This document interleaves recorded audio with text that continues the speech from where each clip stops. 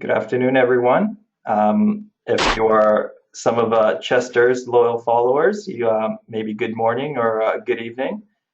This is Artie Asadi from Halcyon Finance and Accounting. I'm joined by world-renowned and international best-selling author and culture and leadership expert Chester Elton. So very pleased and proud to have him on our call today. Just before we get going, for the attendees on the call, are you able to please type in the box just to make sure that you hear me okay? And we will get started in just 1 minute.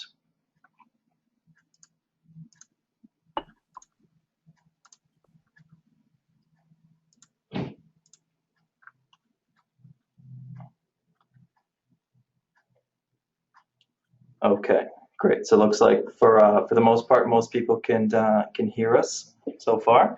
So as mentioned, so very pleased and proud to have Chester Elton on the call with us today. As many of you know, he is a motivational speaker. He's been featured and is a best-selling author for the New York Times, the Wall Street Journal.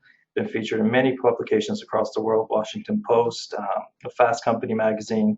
Actually, once here in Canada for the Globe and Mail was referred to as an apostle of appreciation. So certainly takes it very seriously, appreciation and employee culture and recognition and motivation. So this specific presentation, I believe, is going to focus on one of Chester's newest books, All In. He's world renowned and famous for many different publications and books, most notably The Carrot Principle and this one, All In, which is a book on all about motivation and really diving down and seeing what is it that motivates your internal employees and how to really get the best out of them and create a really infectious culture of continuous improvement and success. So without further ado, I will pass it over to Chester himself to get this presentation underway. Hi, Chester. Hi, Artie. Thank you for inviting me. Can you see my screen at this point? I will I've just passed it over to Ah, you. So we should have you. There we go. Yes. So we've got your screen. perfect. Perfect. No, listen, first off, thank you so much for inviting me, and particularly for this audience, in the finance world. It's really interesting to me as we talk about different industries and different areas of business that, so many of us think that our industry is so unique. And I get that a lot, right? We're so much different. We're in hotels, we're in restaurants, we're in consumer goods or whatever. Um, and for the most part, I would say that, people are people and that the research shows that broad applications really do apply fairly universally to most industries. The one exception I find is finance.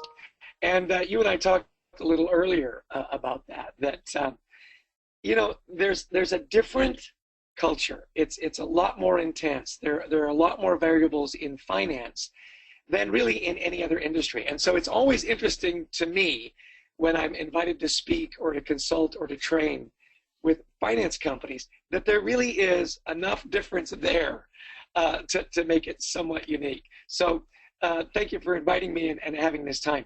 As Artie and I had talked earlier, I want this to be as conversational as we can make it. And so I'll invite Artie to participate and give some views. But I know you have the ability to ask some questions, and so I will leave that to Artie. If some questions come up, feel free to interrupt, to give your points of view. I hope this will be a learning experience, for both of us. I thought it might be helpful for me to give you a little overview of sort of the journey that my co-author Adrian Gostick and I took in the writing of our book on high performance cultures, the book All In, how the best managers create a culture of belief and drive big results. We had started our work in how you reward and recognize employees, the carrot principle, the 24 carrot manager, a carrot a day. We had lots of books with lots of carrots in them. And we found that there was some great results, and you could get some really nice engagement. Energy went up, engagement went up, productivity went up. But as we started to implement these ideas with a lot of different organizations, what was really interesting to me was that leaders would, at some point in the conversation, say something like this. Rewarding and recognizing your employees is important, and no one seems to ever get enough of it. However, if you don't get the culture right, it doesn't matter. And that was really interesting to us because it came up again and again. And so this idea of what makes a great culture became really interesting to us. And with the help of some wonderful researchers at Towers Watson, we were able to delve into a massive database around what are the elements that make a great culture. And in fact, what is culture? And I think that was the biggest question we had to answer, because culture means different things to different people. And one of the things that one of the analogies that I like to use is the culture at work is very much like going to buy a house. And so, Artie, I'm going to invite you in here a little bit. Early in my career, my wife Heidi and I, we bought a lot of houses. You move a lot early in your career, at least we did. And have you had the experience where you've had to go out and buy a house at some point, Artie? Yeah, absolutely. I mean, my wife and I have only bought the one house, but yes, a few years ago we absolutely did. Okay, so let me see if this experience is familiar to you. So you have your needs for your family, and you pick out an area of the city, and how many bathrooms and how many rooms and all that good stuff, right? And then the realtor comes and shows you, I don't know, 50 houses, right? And then after a while, it gets to be a bit of a blur. Is that fair to say? Is that kind of what happened to you as well? Yes, absolutely. We went up and down the city to a lot of different locations and saw many different houses, but yeah, for sure. Yeah. So here's what I found fascinating. While we were looking for the right schools, easy commute and all those good things, they all sort of started to look the same to me. But my wife would walk into a house and she would have this is the house experience, right? She'd walk in and she'd go, yeah, this is the place. Now, I will admit that I never had that experience, okay? They all looked like they needed repairs to me. But my wife walked in and there was this emotional connection that she had in the house. Maybe not on the right street or in the exact right part of town, but she had that emotional connection. Did you have that experience with your family, Artie? Yes. So absolutely, my wife is very much, I guess, very similar to yours, the big picture thinker in terms of she sees past the work that needs to be done, whereas I might say, oh, the furniture is outdated or this is outdated. She kind of reminds me that I got to see the bigger picture and what it could be rather than what it is. Exactly. Well, what fascinated me about it was that emotional connection. And I found that translated very well to work. There are times where, as consumers, for example, we will walk into a store and the place is just hopping. People are engaged, they're helpful, you feel welcome, there's a certain expertise there. I draw the analogy to an Apple store. You walk in and it's an event, it's Apple Palooza, right? Or you'll walk into another store and it's the complete opposite. And you say, gosh, same products, maybe even same mall. What is the difference? And I find it's that emotional connection that people have to work. You walk in and there's a feeling. And I know that's hard to quantify, but I am of the opinion that in business, there are very few differentiators left. There really are. Your products can be commoditized very quickly, your services, your commission structure, your distribution channels, and whatnot. The two things I find that are very hard to replicate are great leaders, which are in short supply, and the cultures they create. And so being able to create these high performance cultures for us became not only interesting to study as to, what is transferable, is there a model there that we can then show to our clients that make them better businesses today than they were yesterday, but that connection, that differentiator that is becoming more and more hard to find in business today. So one of the cultures that we looked at that I found fascinating, and I know it's not in finance, and I will talk to you about companies that aren't necessarily in the financial industry, but I think that the principles are transferable. So don't worry that you're not running a Hard Rock Cafe. Listen to the story and the results, and then take that principle and make it transferable. So hopefully that's fair enough. But we did a lot of work with the Hard Rock Cafe. And what I find fascinating about the Hard Rock Cafe is, well, let me ask you, Artie, have you ever been to a Hard Rock Cafe? Have you had that experience? Yes, yes. So yeah. Artie? Hi there, I'm going Chester. to assume that he said yes. Yes, I said yes. I don't Okay. think you heard me. Yes. Yeah. Oh, okay, good. It didn't come through. And here's what's interesting. Did you go to the Hard Rock Cafe for the food? No, not necessarily. I mean, Yeah, also, it's interesting. yeah, it's for the experience. Yeah, exactly. I mean, the food is okay. Hmm. Hamburgers, shakes, whatever. But we go for the experience. So as I was talking to the guys at the Hard Rock Cafe, I said, what is it that has made your restaurant experience so unique? And they said, it's our culture. And if you've been there, it is. It's fun. It's rock and roll. The employees look like rock stars. The apparel, the pins that you trade and everything. But it goes deeper than that. And this is what I really found interesting. They said, at the Hard Rock Cafe, we have a philosophy, we have a belief that there's a little bit of rock star in everybody. There's a little bit of a rock star in everybody.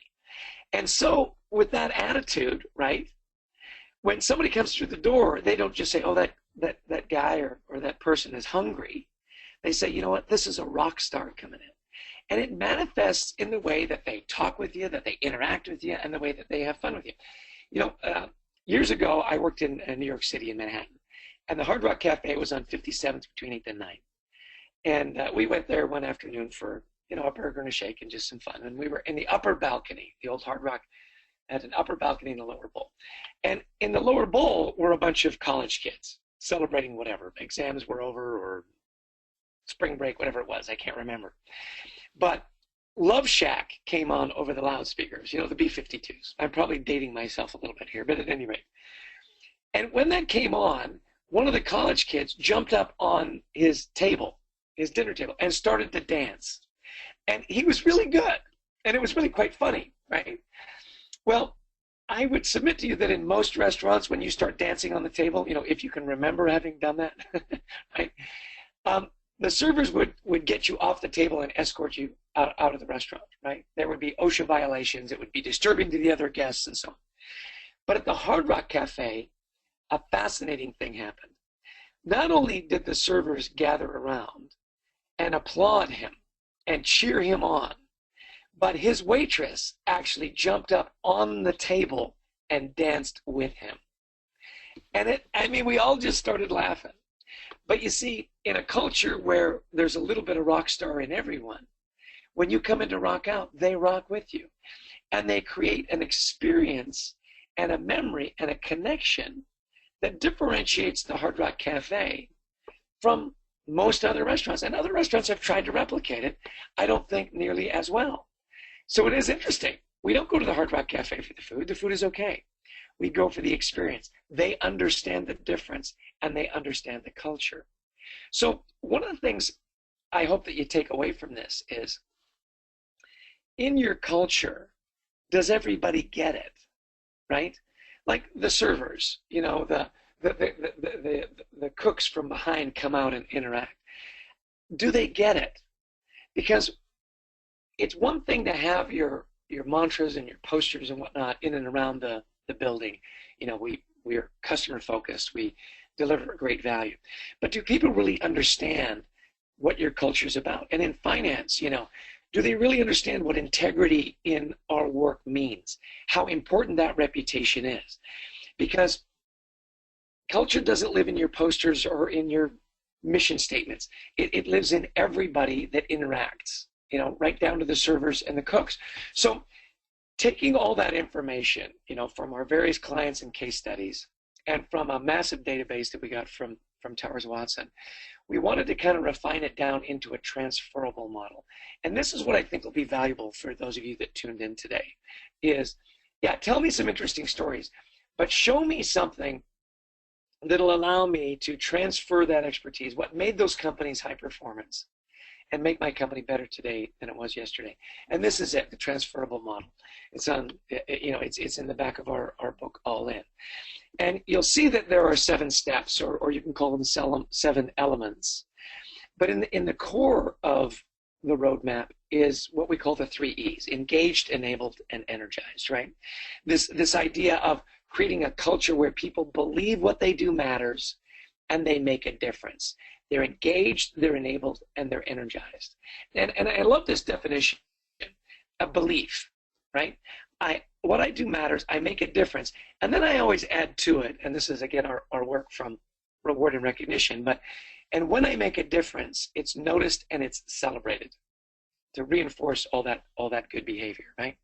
So we start the book off with a wonderful story of a gentleman called the Great Blondin.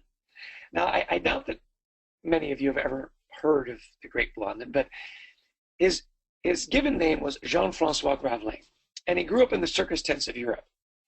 And when he came to the United States, he wanted to create a lot of publicity. He wanted the newspapers to report on his feats and so on. And so to generate that kind of fervor, he was the first acrobat to string a 1,700-foot wire across Niagara Falls and cross the falls without a safety net, without a safety cord, or anything.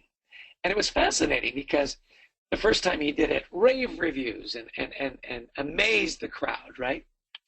Well, it was so popular that this became his thing. So whenever he came to the United States, he would always stop in Niagara Falls and cross the falls. But he understood in entertainment what we know in business, and it's this. You just can't come back and do the same trick over and over again, right?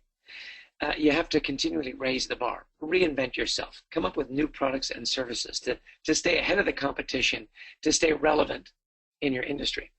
And so after having crossed the falls the first time, by the way, on his way back the very first time, he stopped in the middle of the falls and did a back somersault and amazed everyone. He was an incredible performer. Well, he came back, and one time he went across on a bicycle, and one time blindfolded, and one time on stilts. I mean, he really was quite the showman. But most often, as you'll see from the photo here, he would show up with a little wheelbarrow, and he would perform various stunts. My favorite is he stopped in the middle of the falls with this little wheelbarrow, pulled out a kerosene stove, and cooked an omelet over the falls, because he's French. And he lowered it to the Maid of the Mist, and the crowd went crazy. Well, June 30th, 1859, he shows up to Niagara Falls to perform. And 25,000 people had showed up to see the event, which is a lot of people back then, right? And being the showman, he starts to work the crowd, and he calls out, and he says, "Who believes I can cross the falls?" And they all cheered, "We believe." And then he asked them, "Who believes I can cross the falls with my little wheelbarrow?" And again, they all cheered, "We believe." And then he asked the all-important question. He said, "Well, if you all believe, then which one of you will actually get in the wheelbarrow?" and a hush fell over the crowd, right? No one wanted to volunteer. Oh, we all believe, but we're not, no one's going to volunteer, right? And finally, at the back of the crowd, a gentleman waved his silk top hat and said, "I'll get it." And it was his best friend and his manager, Harry Coldcourt. And the Great Blondin stopped him and said, "Harry, I appreciate you volunteering, but I wanted to prove a point. There's a difference between saying you believe and getting in the wheelbarrow." And I just thought that was such a great lesson, And as a tribute to Harry, the next time he came to Niagara Falls, he actually put him on his back and carried him across the falls. An amazing, show of trust and friendship. Well, the point is there are a couple of questions that I'd love to discuss and answer in our webinar today. And it's this: are you all in? Right? Are you committed? Do you believe what you do matters and that you're making a difference? And then are your people all in? Because if you can't answer yes to the first question, you're never going to get a yes to the second question, right? And we know this in our personal lives, right? How do we know who our true friends are? It's not the good times, is it? It's the bad times. Who can you call in the middle of the night when you need a favor, when you really need a friend, right? Those are the people that are really all in with you. And conversely, in the workplace, who's willing to come in early, stay late, maybe move, their family, get that extra certification, go the extra mile with a client? That's when you know. that they're really all in. Well, the idea here is in culture, while you as leaders own the culture lives in each and every one of your employees, right? Down to the receptionist, the back end people that do the invoicing, the new product development people. You own that culture and you set the framework. But the culture lives in every one of your employees. Everybody needs to be all in. And with the speed of business today, never has it been more important that everybody be all in. We can't afford to have people that are just along for the ride. Well, as we delved into the data, there were some really fascinating data points that came out from that. And what we wanted to know is, does a great culture actually impact performance? Does it impact the bottom line? Because if it doesn't, then it's a nice thing to do, but it's not a necessary thing to do, right?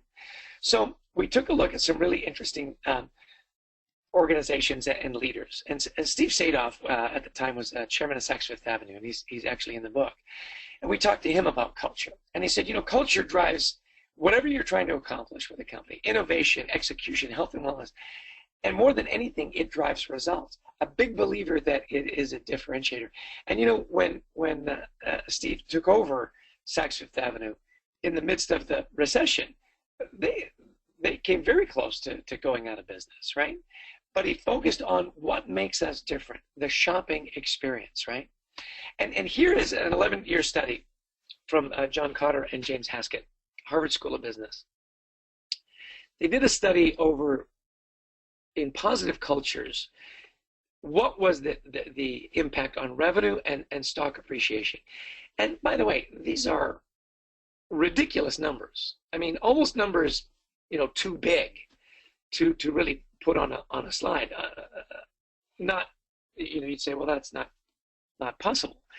But again, it comes back to what I was saying before. Culture is a big differentiator. And when you get the culture right and you get that positive, engaged, enabled, and energized culture, it can't help but impact the bottom line, because people are fully engaged. They are thinking about the customer. They're thinking about new products and so on and so forth.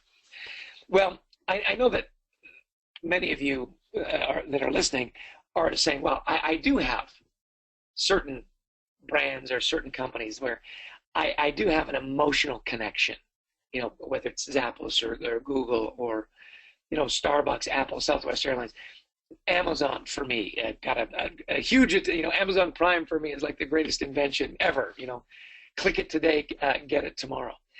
And so, Artie, if I can sort of invite you back into the conversation, is there any one of these brands or maybe another brand where you have a particular attachment, what you consider an emotional engagement to? Is there one there?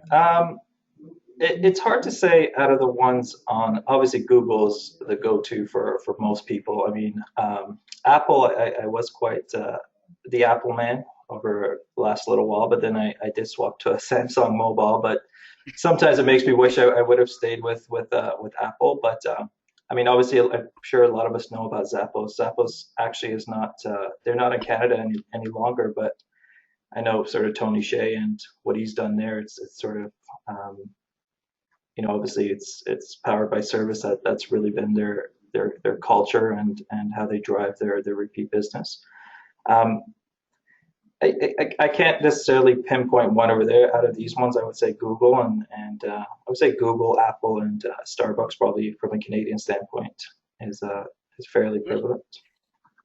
Well, Starbucks for me is particularly interesting as well. I actually did a leadership forum up in Niagara-on-the-Lake for Starbucks Canada. And we were talking about culture being the differentiator. And Starbucks really did, when you think about it, revolutionized coffee. And the idea of creating that third place, the place you go to before work and the place that you go to after work to kind of get ready for the day and kind of decompress from the day. And as I talked to the leaders there, I said, tell me about your most successful locations. And it was really interesting. They pointed out to one location in Toronto, and I'm remiss, I don't remember the exact location. There are, hundreds, I'm sure. But they talked about one location in particular where one of the baristas literally knew over 100 customers by name. And I thought, isn't that interesting?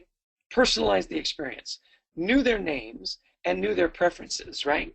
And I'm sure you've had the experience if you've got your local Starbucks, you come in and they'll almost say, hey, is it the usual? And they know exactly what it is you want to order, and they get you in, they welcome you, they serve you that great coffee, and then you're on your way. But the next thing she told me was really interesting. She said not only did this barista know 100 customers' names, she knew their birthdays. Now think about that for a minute. Talk about taking it to the next level. I don't only know your name and your preference in coffee, but I remembered your birthday. Do you think that creates a little bit of an emotional connection to work? I mean, I'm the father of 4 kids. My kids don't even remember my birthday. You know what I'm saying? And yet the barista at Starbucks does. So people will go out of their way. They will drive further. They will wait longer. They will be more patient with your products if they have that connection. And that connection comes through personal relationships. And here's the other thing, Artie, that we found really fascinating in our work. When you have an emotional attachment to an organization or a business or a product, when they make a mistake, you are much more likely to forgive them and remain loyal than if you don't. Now, I heard a little aha there. Tell me why you agree with that statement. Why does that ring true with you? Well, as you mentioned, you've kind of created that loyalty and that bond that, whereas before that person would have gone, first strike, you're out. You're kind of, you don't deserve a second chance. But once you've created that sort of emotional charge in that individual, and something bad does happen, they think back to the good qualities and the good, and are a lot more open and to giving you a second chance to kind of using you again, or to come back to you. That would be my personal kind of my personal take on it. Sure. And I think in the financial world, it plays out in spades, right? Because, I have my retirement funds and so on invested in various places. And I absolutely positively trust to the nth degree my advisors. And when there's a bad quarter, because you can check up on everything, right? Minute to minute. I'll give them a call and say, hey, what's up? Notice we didn't get the gains that we were hoping for. Explain it to me. And I never get the sense that they're trying to pull the wool over my eyes. They're really honest and open. Here's how we're going to adjust. You're in a long-term strategy at this point. I know that there's a lot of buzz in the marketplace. Don't listen to the sound bites and the crazy guys on CNBC or wherever it is. This is what we're doing. Stay the course.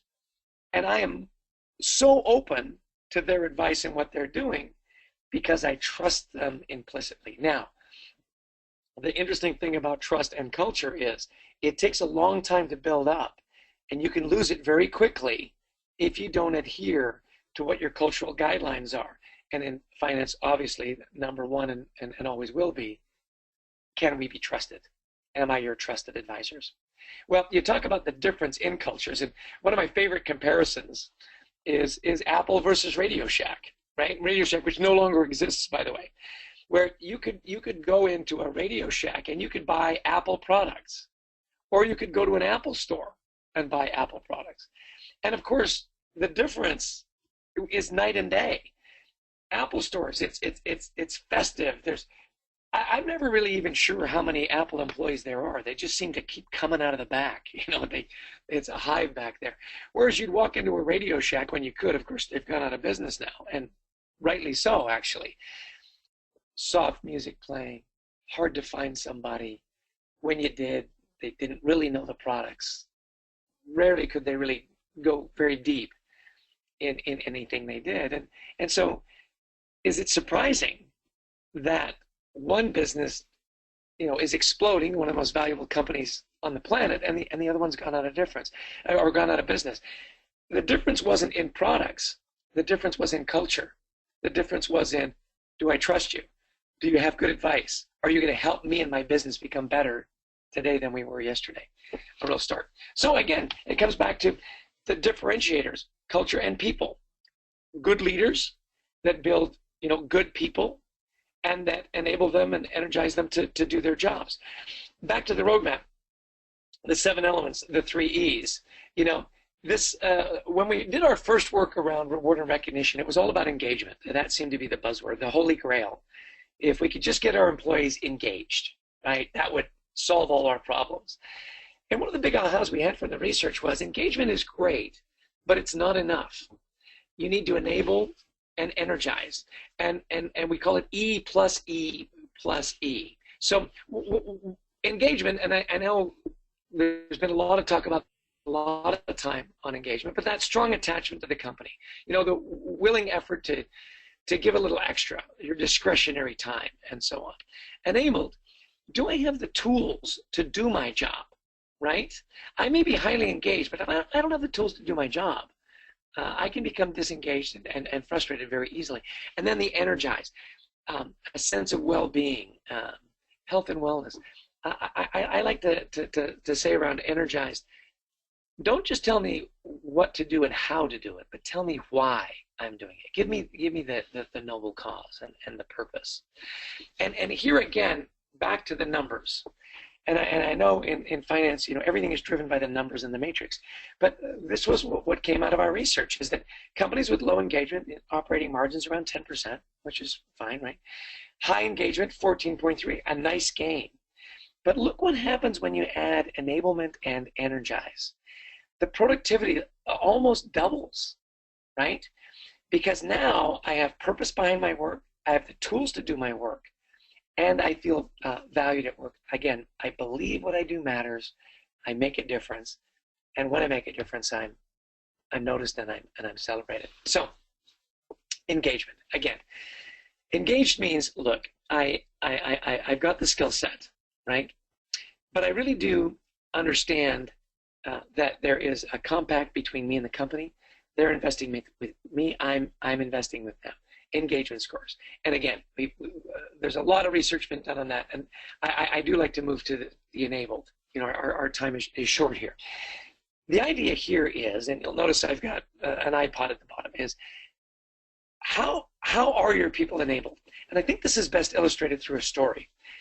Adrian Gostick is my co-author. We've been writing and then working together now over 15 years.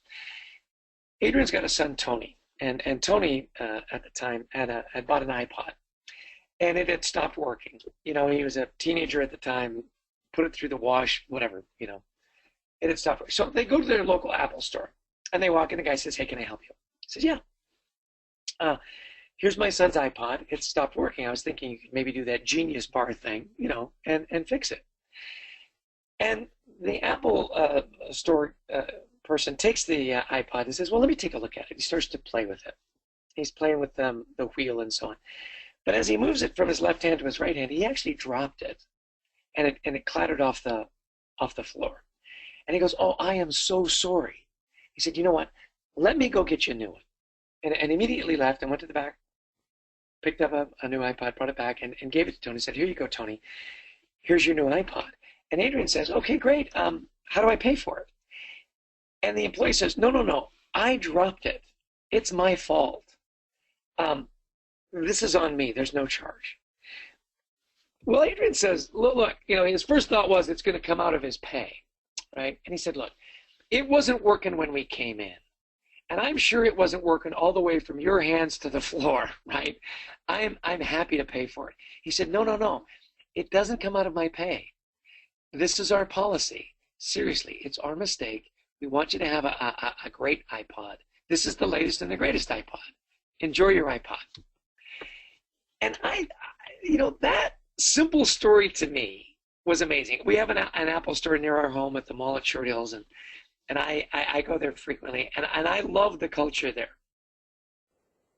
And it was so funny because when Adrian told me that story, the first thing that came across was, first, how amazing is that, right?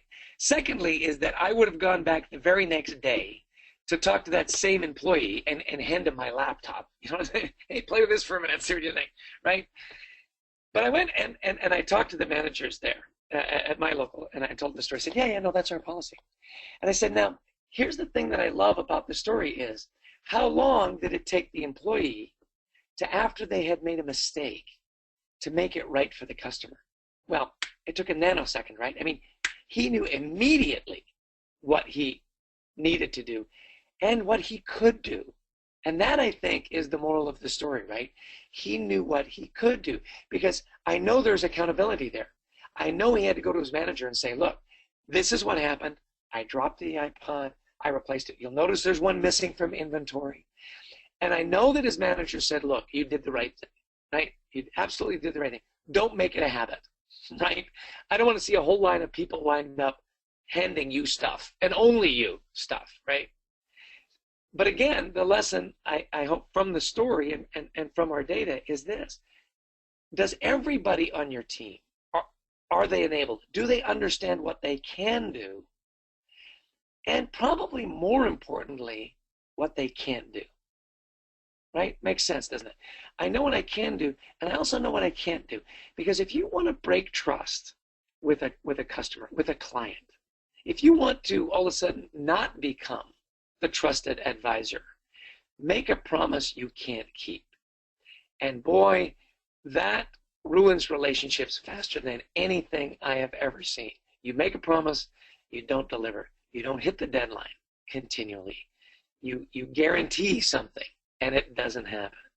So, Artie, am I on track with this? And particularly in the investment world and the finance world, does this analogy ring true with you? Yeah, I mean, absolutely. I mean, as with anything, I mean, if you've made sort of the mistake and the steps you take to rectify it really speak volumes. I think everyone, everyone knows mistakes happen and things are going to go wrong, but it's the steps you take and it's the promises you make and how you follow up with them that really hold and stand.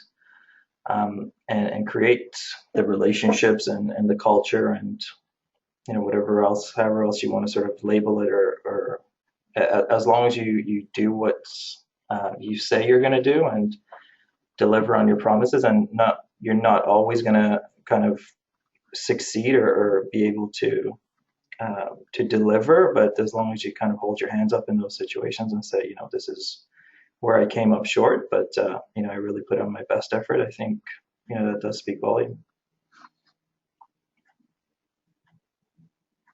Yeah, and see, you made a really interesting point. Everybody makes mistakes. You do, and I think when we think we can't make mistakes is when we try to cover things up, and it just goes from bad to worse, right? And that again gets back to culture.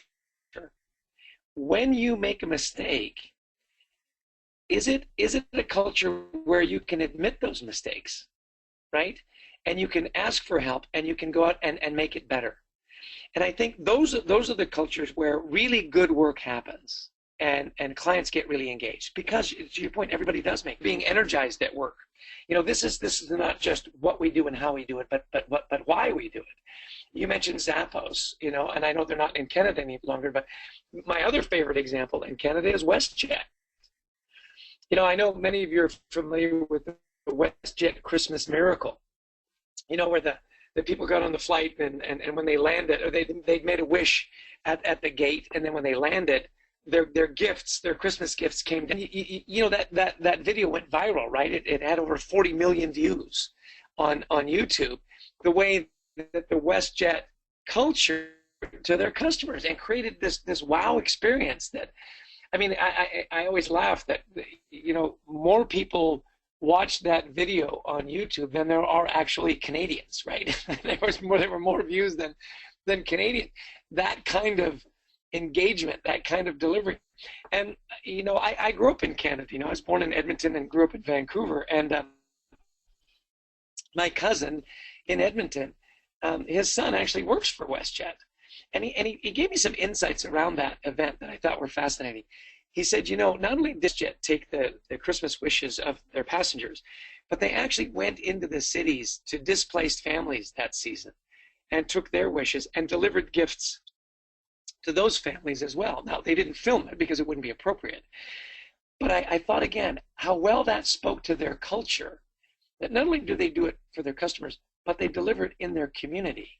And how proud WestJet employees are to talk about where they work and what they do and how they do it.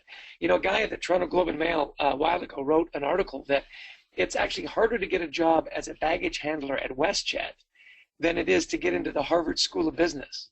And I thought that was fascinating. You know, your son or daughter comes up to you and says, hey, I've decided what I want to do with my life. I want to be a baggage handler at WestJet, right? And you say, whoa, slow down. You know, let's lower the bar. Let's see if we can get you into the Harvard School of Business first, and and we use that as our safe school, you know, our fallback school. So it does. It comes back to culture. Give me the purpose. You know, give me the why. And managers really do. That's your job. Managers, leaders, you help people believe. You know, I want to tell you an interesting execution of this idea of belief in a fascinating leader that we came across at Avis budget rental car. His name's Carlos Aguilera. And Carlos actually manages about 300, 400 people in the city of Dallas, right, at the various kiosks and airports and so on. And by every measure of a manager, he is top drawer, right? Engagement, low turnover, high customer satisfaction, profitability, and so on. And in talking to Carlos of all the different things he does, I asked him, so what are some of your best practices? Because he does so much, right? And he said, without question, Chester, you know, my number one best practice is 10 pennies. I said, oh, isn't that interesting? Tell me about 10 pennies. He said, when I grew up in business, I always had leaders that were very quick to point out what I did wrong, very slow to point out what I did right. And I decided if I ever became a manager, I didn't want to be like that. So to remind myself to look at what's good and not just what's going wrong, I put 10 pennies in my left pocket every day. And I look to have 10 positive interactions with my people every day. And every time I have a positive experience, I move 1 penny from my left pocket to my right pocket. And I find it works really well. If I get to lunch and I've got 8 pennies in my left pocket, I tell myself I'm not doing my job. Now, I want you to think about that for a minute. Where has he got to be to have 10 positive interactions with his people? He's got to be with his people, right? He's got to be out there interacting with them. And it's not always in person. It's a text. It's a phone call. It's however they communicate, a team meeting, a team huddle, right? And what we found fascinating about this is that Avis as an organization all over North America adopted that. And they put together these buses, you know, focused on the employee that said, look, we want you to know that you are appreciated. They put up these big banners. You, the employee, you are appreciated, whether you're a mechanic or a rental sales agent or a customer service rep, because they have this philosophy. And I hope if you're taking notes and you're writing things down, you'll write this down. They got to understand through great managers like Carlos Aguilera that the customer experience will never exceed the employee experience. Isn't that interesting? That the customer experience will never exceed the employee experience. So as positive a workplace and as engaging and enabling and energizing a workplace as you can create for your people, that then translates in real numbers, whether it's engagement scores, turnover scores, profitability to your customers. And I always got a kick out of, they sent me these photos, right? I always got a kick out of this banner that you are appreciated, right? Right underneath barbed wire. Like, we love you, you can't leave. But we love you, but you can't leave, right? And here are the results. This happened in 2011 and 2012. Revenue quarter to quarter grew by 1.9 billion, a 32% increase. I mean, that's real money. Those are real dollars, right?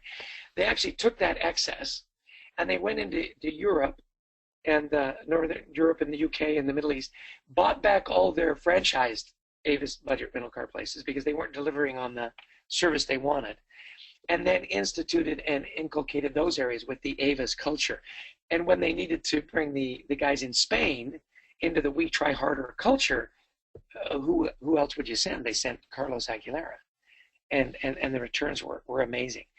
Simple things, right? Simple things like, I'm looking for what's going right. Now, what Carlos didn't know is that Harvard at the time did a study on positive to negative ratio at what creates a positive workplace.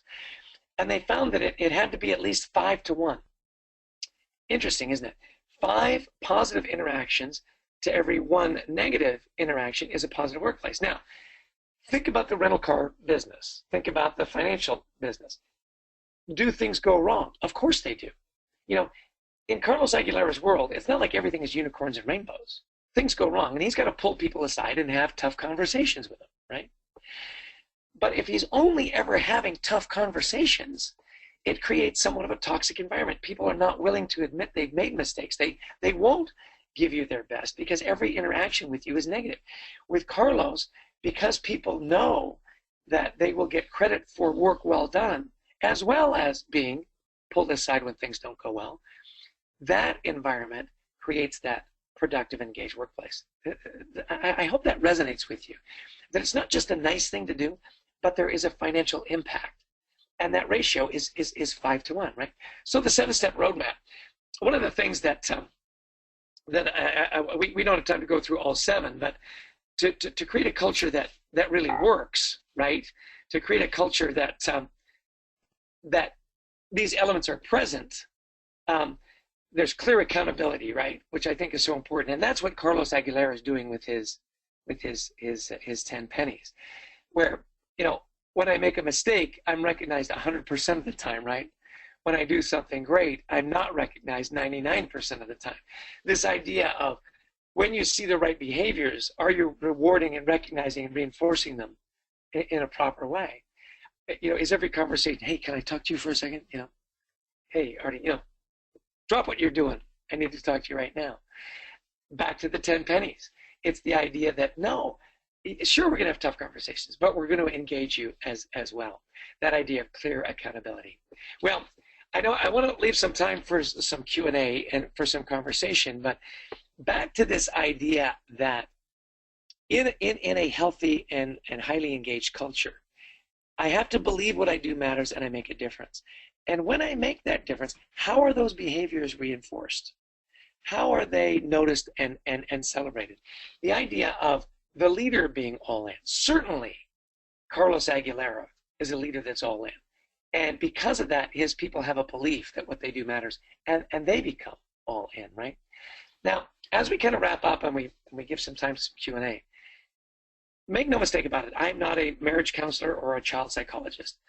But I do know this, that the principles that we have studied and that we use to engage, enable, and energize our employees at work are the same principles that work at home.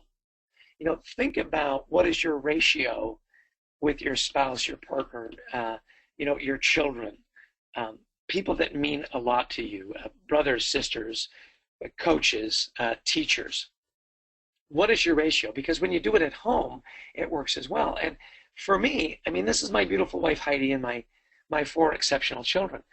I work to create a better life for them and an engaging life for me. Hopefully, we don't spend all our time and effort and emotion and treasure at work so that when we come home, we're spent. You know, take the time to use these simple principles and apply them at home, because if at the end of the story, we haven't created a great personal life that's valued and that matters and that made a difference, then, you know, what was it all about? I'm on LinkedIn. I would love to hear your stories. I'd love to connect with you. I'd love to get your feedback on this webinar. Are we on track? Does it make sense? And when you think about leadership, I always love to close, and then we'll open it up to questions, but I always love to close with the story about my favorite leader and my favorite mentor, which is my father. That's John Dalton Elton there. That's me. I'm about 4 years old. We lived in Gold Bar in Edmonton, and my dad's taken me out, you can see there on the pond, to teach me how to skate. And you guys are Canadians. You get that if you're 4 years old and you're Canadian and you don't know how to skate yet, you know, the neighbors talk, right? Well, when I was about 10 years old, we moved to Vancouver. And one of the things my dad used to love to do on the weekends was we'd go play tennis on Saturday mornings. We'd go grab a breakfast at McDonald's, and then we'd go to the Army and Navy. And if you're familiar with the Army and Navy, it's where you get stuff like 10 cents on the dollar. My dad loves the Army and Navy, and it's still down there in Gastown, which isn't a great neighborhood, right?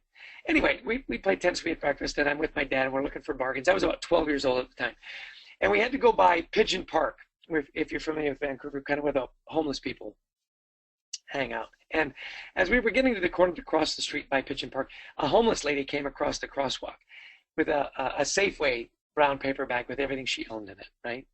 And as she got up on the sidewalk, the bottom fell out, and everything she owned spilled all over the sidewalk. And, it was a crowded sidewalk, and when embarrassing things like that happen, you just kind of break eye contact and give those people a wide berth, right? Like when the great Blondin said, who'll get in the wheelbarrow? You break eye contact, you make an excuse to look away. And you move on, and that's what I did, and that's what everybody else on the sidewalk did, except for my father. And I will never forget, he went right up to her right away. He knelt down, he helped her gather up her stuff, and he got her safely in the park. And when he came back to me, I said, Dad, you shouldn't touch those people. They're not clean. And he said something I'll never forget. He said, you know what, Chess? You be good to everybody. Everybody's having a tough day. Think about that for a minute. Be good to everybody. Everybody's having a tough day. One of the things I loved about my dad is he talked to captains of industry the same way as he talked to the parking attendant. Everybody mattered to my dad. And I thought the lesson for us as business leaders is when we show up to work and people show up to work with and for us, we don't know what they just came from, do we? We don't know if they had a phone call, some bad news or a tragedy. Here's what we do know is that the 8 hours or the 10 hours or the 12 hours they spend with us, right, depending what the workload is, that the hours they spend with us, that they can believe what they do matters, that they're making a difference. And when they made that difference, they were recognized, they were appreciated, they were celebrated for it. That's the kind of place where people show up and give their best. And that's an all-in culture. And that starts with the leader. That starts with you. So I hope that there were some good tips here. I hope there's some good information. We have another book that we've written called What Motivates Me, on how you determine what your motivators are at work and so on. The carrot principle, all good information. I do write a lot on LinkedIn. Feel free to connect with me there.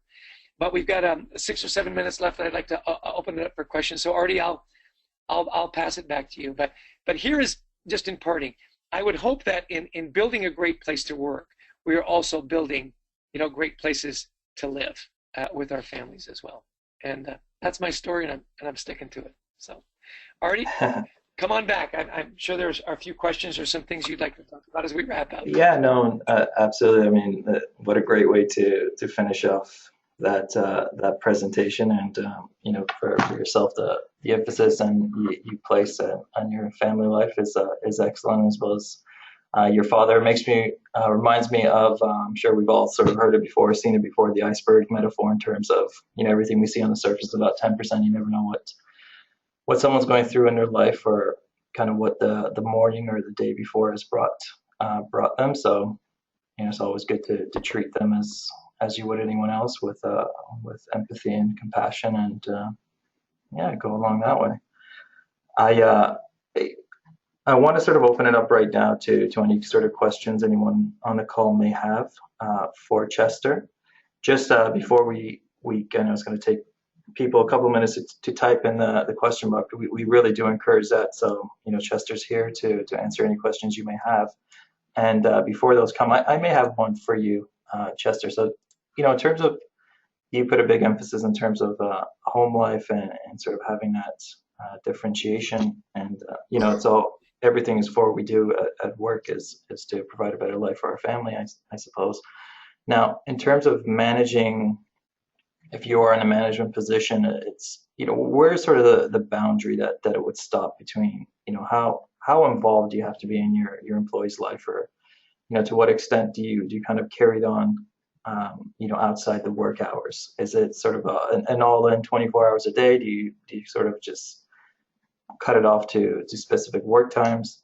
What would your suggestion to that be?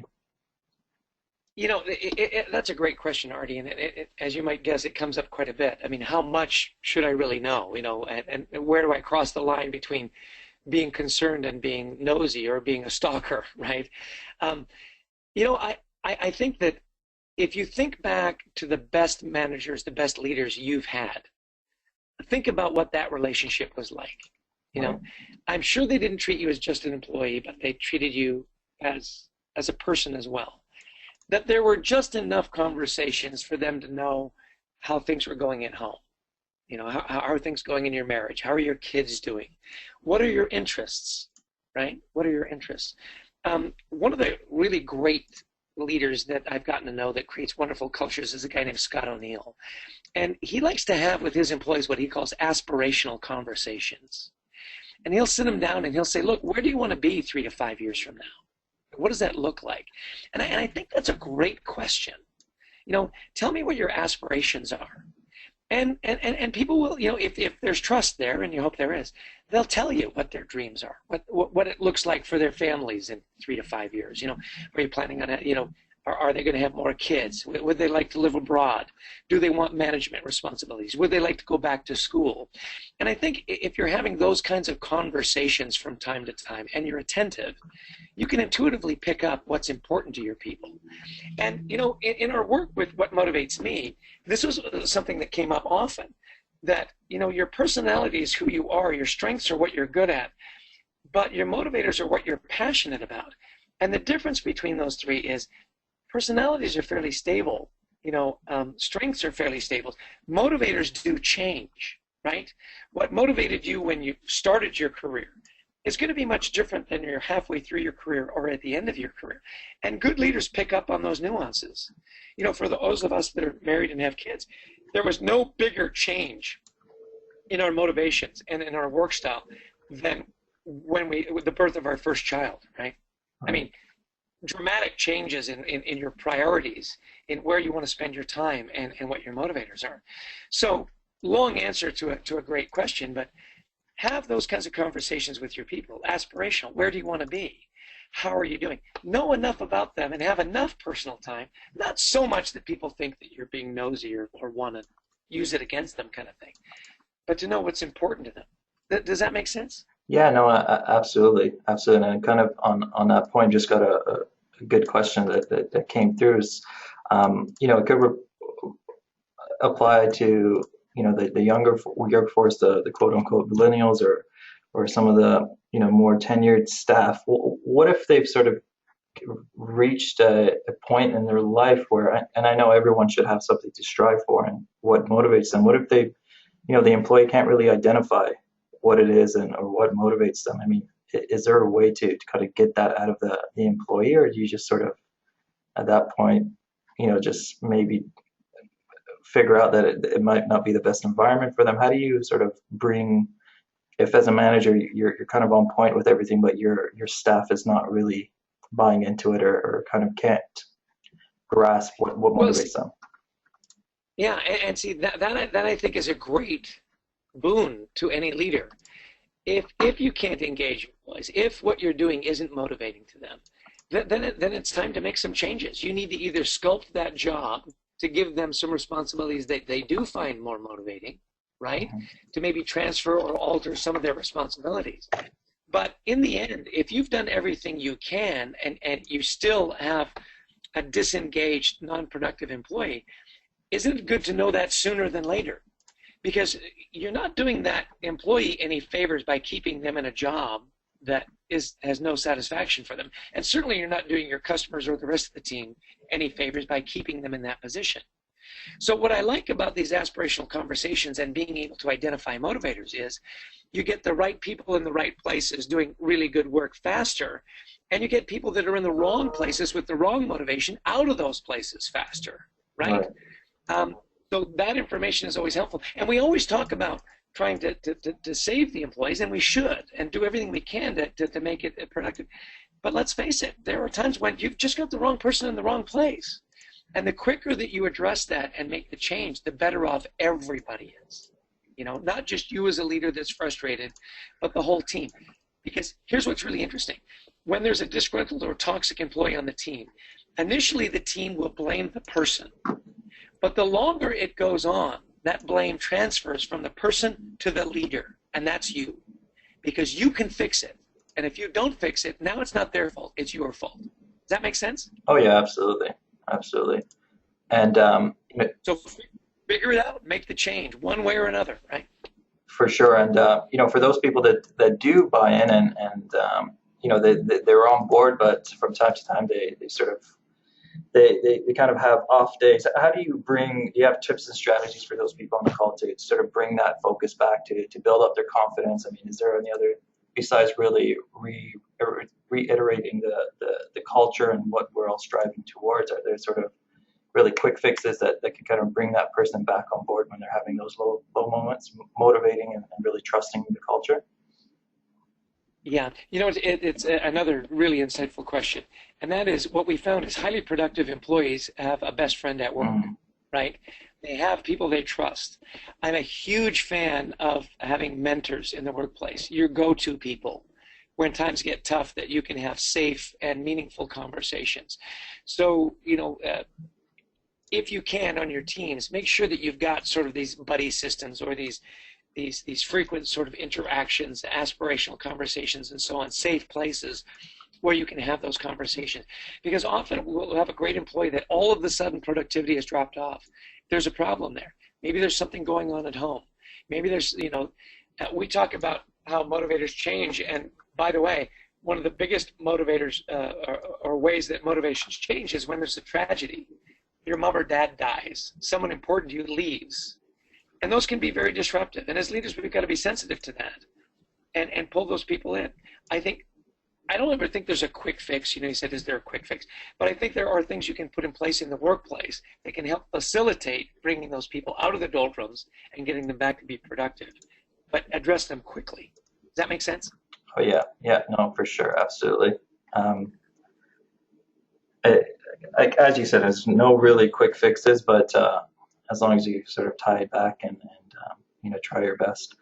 I am pretty cognizant of time. I'm sure the individuals have to get back to work perhaps after their lunch break. I think for now those seem to be the really prominent questions that people were having either before the call. They addressed it and also on this call. Not sure if you have any sort of closing comments, any more words. I know you mentioned your book All In and the Carrot Priceable. I'm sure they're widely. I mean, I've looked at it. They're very highly acclaimed and on Amazon.ca or Amazon.com or through other places. You are a LinkedIn influencer. I think you're close to 90,000 followers right now. Correct on LinkedIn?